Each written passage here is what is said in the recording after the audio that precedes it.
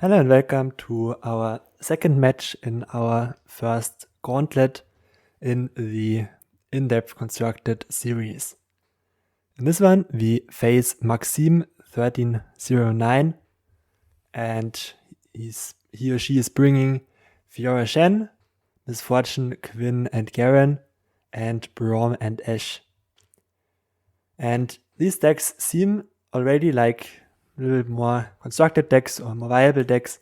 Fiora and Shen was a very strong deck in the past, and as you can see here in the deck list, it is a powerful mid-range deck that has suffered a lot on Fiora's nerfs, but is still possible to be played and still a reasonable deck to bring to any tournament.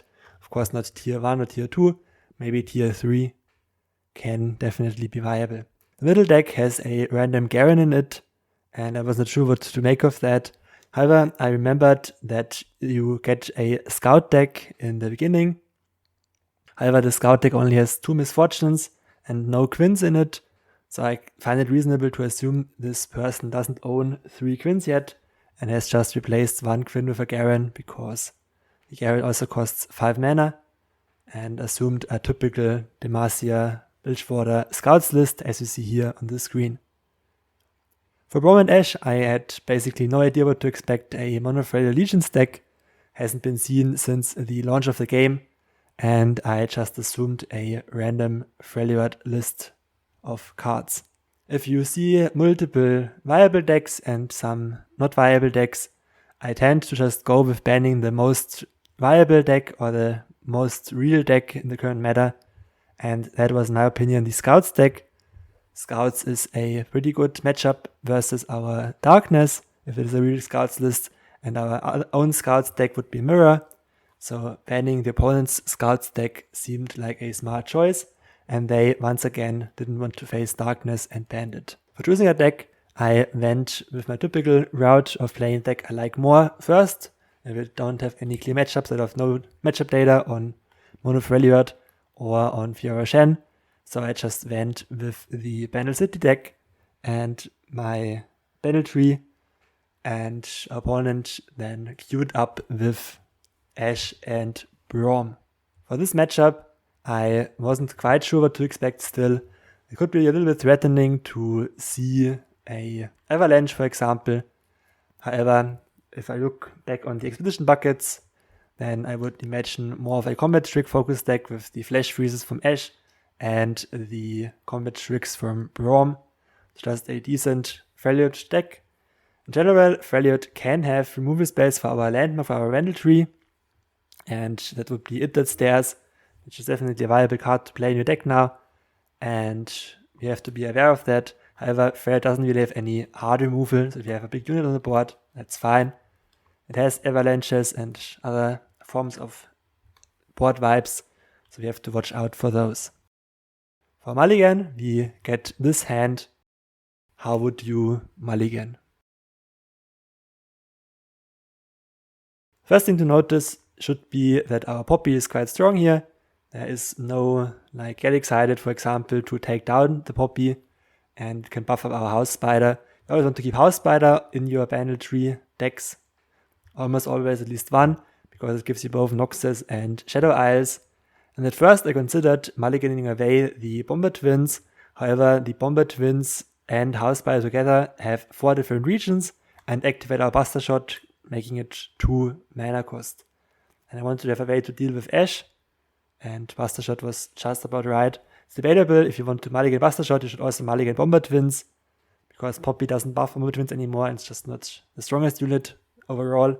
I went with the Buster Shot plan, just having some removal, and decided to just full keep this hand.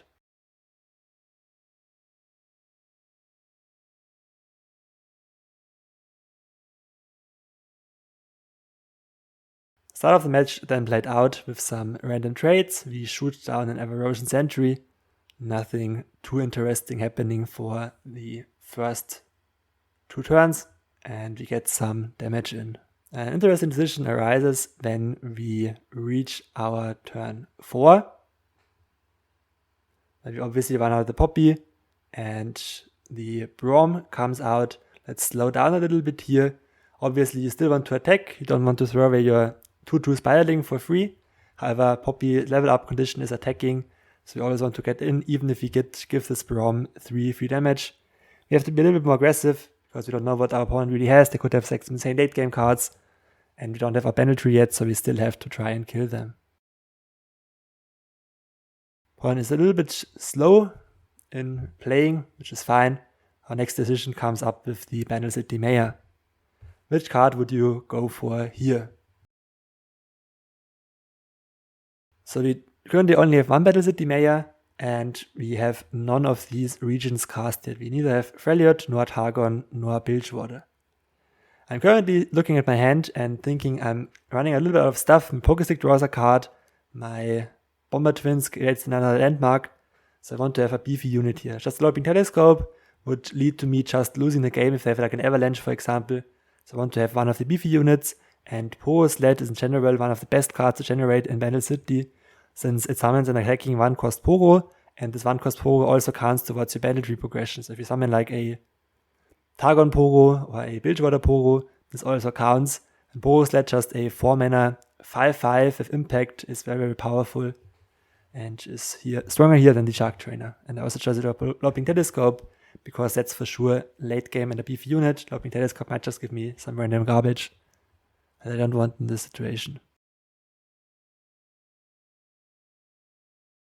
Opponent then goes for the challenge on Poppy. Takes a bit of time to think about which unit he wants to challenge, and he progresses his level up condition to 6. And the question now is, do we want to aim our Buster Shot at the Braum here? Now I would have a chance to take him down.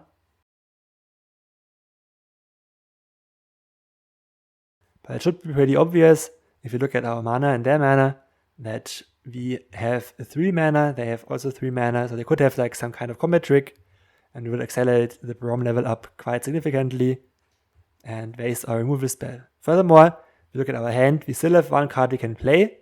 So our Bomber Twins, we always want to develop first before playing your impactful spells. For example, if you play a Bomber Twin, they might just play another Erosion Sentry and have less mana available. So always run out your unit first. It would be a big misplay to just immediately go for the Buster Shot here. And after we've played the Bomber Twins, our opponent just passes.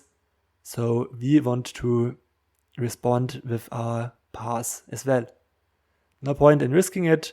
We have a good turn 4 play with our Poro Sled, and just can find out what opponent does with the mana here, and they Frostbite the Poppy.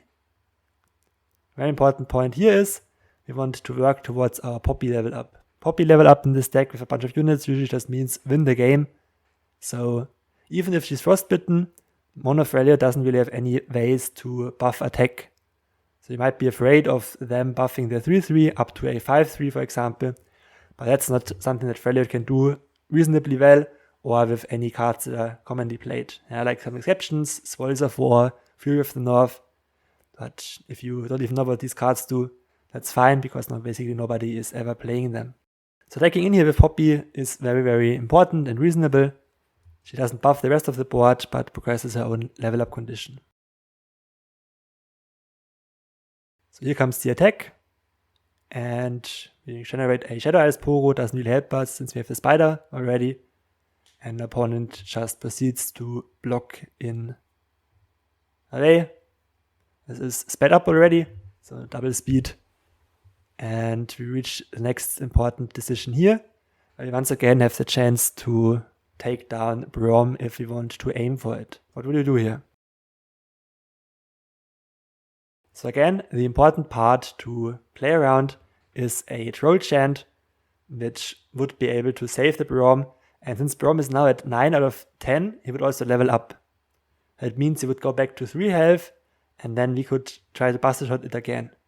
However, I thought it would be more valuable to aim the Buster Shot at Ash first. Opponent seemed like a little bit of a newer player, so if they had any sort of protection spell, they would use it on Ash first, was my guess.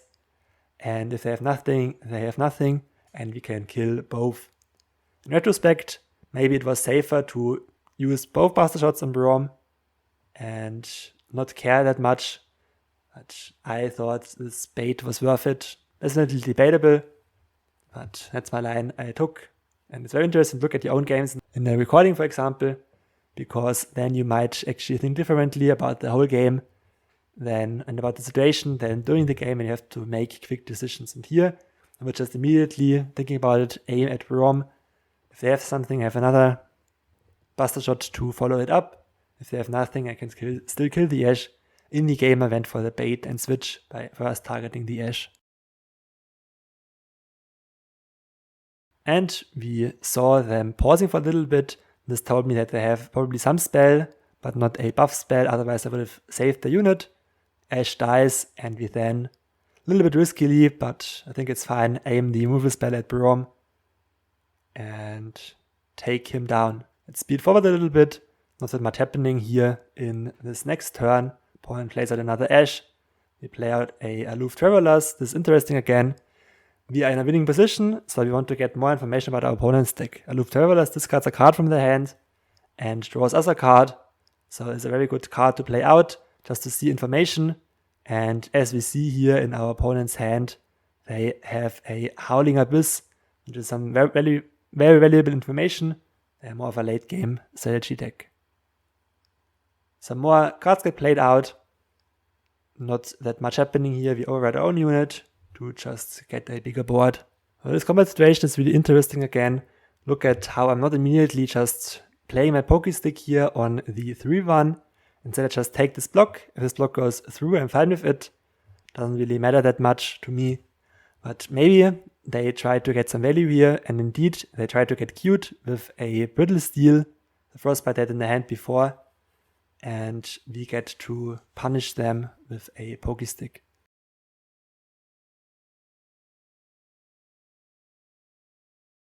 The game ends with us just doing a big attack and dealing a bunch of damage with Poppy level up, which is, like I said in this game, just GG.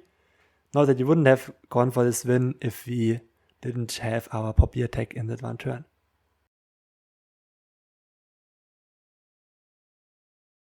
For our pick and ban phase, I of course had to bring my Misfortune Quinn deck, now with the skin equipped, and we face against Fiora Shen.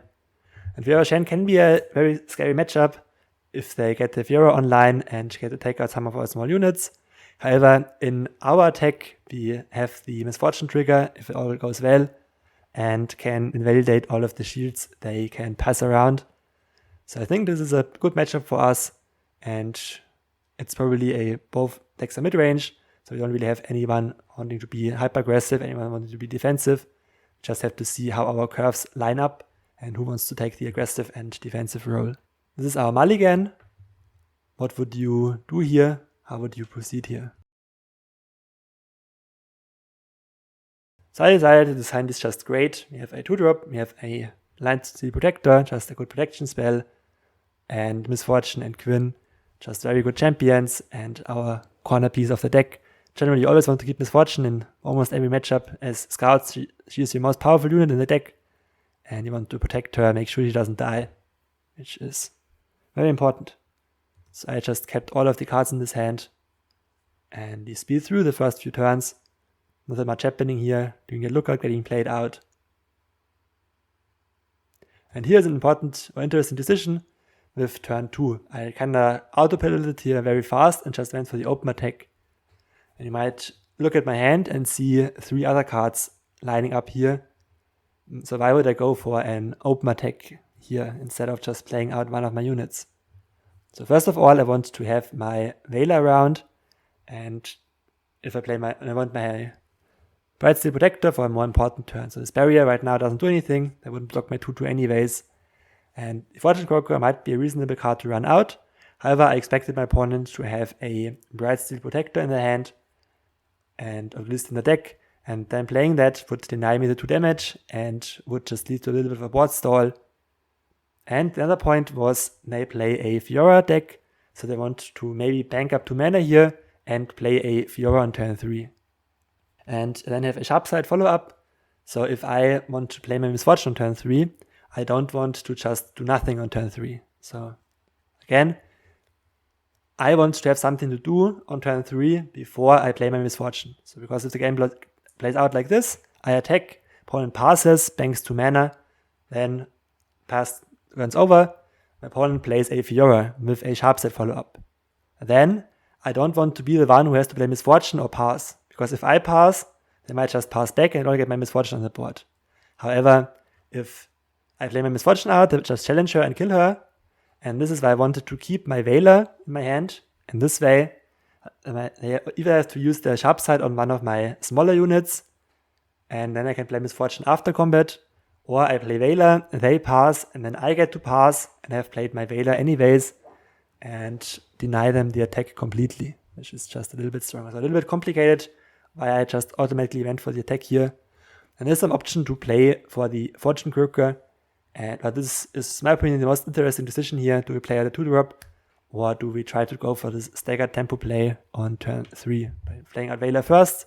This way Fiora doesn't get a free hook on our Misfortune. Let's zoom forward a little bit, because our opponent just went with a Zephyr, and I immediately noticed it's probably not the most streamlined list of Fiora Shen, especially since they played out the Vanguard Defender.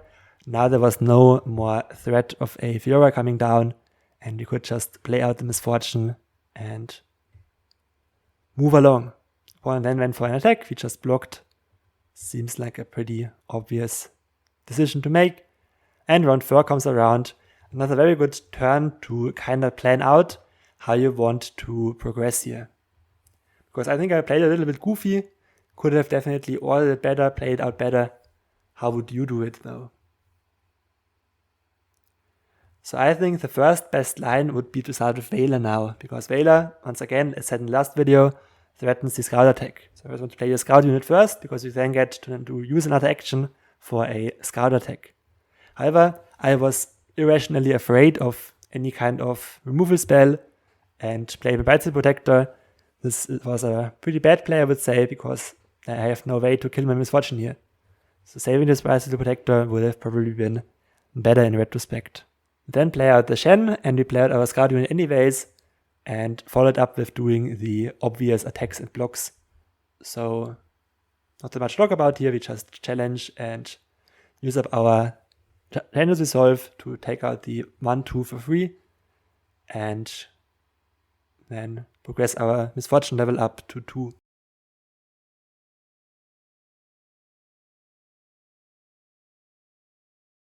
Opponent then plays out their own barrier guy, and here we have another interesting decision. What would you do here?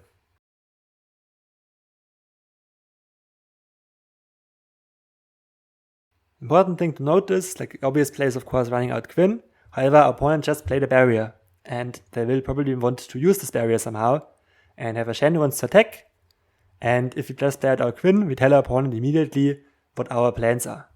So we know our opponent wants to attack, they invested resources in the attack. So why show your hand immediately? Just let them attack first. And if they want to pass back to us, that would be totally fine with us. We can just play Quinn on the next turn. And they have to attack basically. So you just want to pass, because otherwise it might be some crazy combination of confront, challenge, and stuff to kill our Misfortune. Or I riposte, for example. Some crazy combination, just a general rule. You know your opponent is going to attack you anyways. Don't want to just spend all your mana and develop. So just going for this pass here is very instructive. And waiting out the opponent's attack before we play our big unit. And I normally don't want to talk too much about what my opponent is doing, but this situation is very educational. They saw my Quinn costing 5 mana and went for the removal spell on the Quinn. However, you don't have to, or you mustn't evaluate the cards as how much they cost, but how much value they hold on the particular board state. For example, here, my Misfortune is at 2 level up, however my Quinn is at 0. So my Misfortune is the much more threatening target over my Quinn, despite Quinn having more health, doing more stuff, costing more.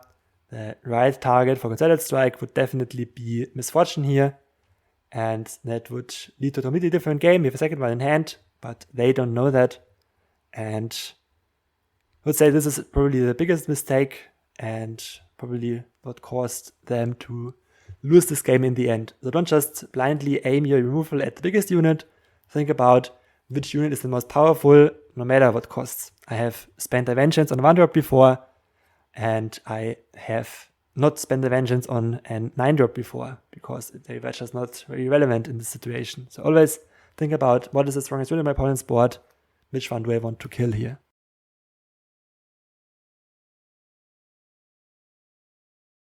We then start with a Skull attack on the Shen, just because they are more likely to spend resources on protecting their champion over a random 3-2. And we get the Misfortune trigger, and now threaten level up. And the rest of the game is playing itself pretty straightforward. Here in double speed, we just do our Skull attack, then play out all of your units because our opponent taps out for a Lone Bladekeeper or spends all the mana on a Lone Bladekeeper. So we just run out all of our own units and then go for the big attack. Make sure to use all of our damage available with our gem here. And then we get the Fancy Misfortune level up with the new animation. Pretty cool and definitely worth getting the skin alone for the new heart in the middle. Although I also like the old animation a lot. And this was just game and left us with a clean 2-0 victory in our round 2 of the Gauntlet. Thank you so much for watching. I hope you learned something and see you tomorrow.